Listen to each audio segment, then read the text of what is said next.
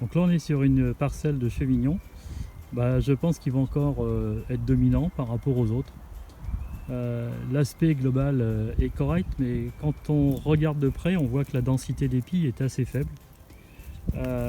Les premiers mètres bruns vont être corrects. Ça va être le cas dans beaucoup de situations. Mètre brun correct, mais derrière le talage n'a pas complètement été satisfaisant.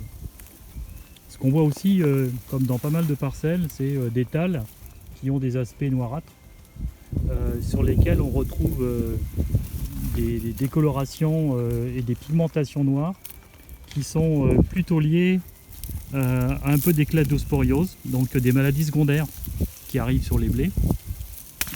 Et ces maladies secondaires, en fait, sont peut-être aussi en lien avec, pourquoi pas, un peu de microdochium et d'une problématique qui pourrait être liée à ces tals sont arrivés après la floraison globale de la parcelle, ont eu de l'eau et ont développé des conditions de grains pas forcément très bonnes.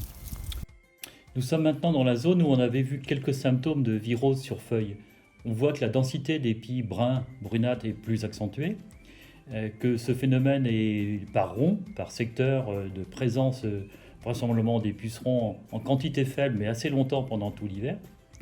Et sur ces épis, nous avons des nombres de grains par épi très faibles, puisqu'on tombe à 30 grains par épi, qui chacun ont un PMG assez limité, puisque dans nos comptages, on est à moins de 30 grammes de PMG. Sur un épi normal comme celui-là, on avait des fertilités bonnes, autour de 45 à 50 grains par épi.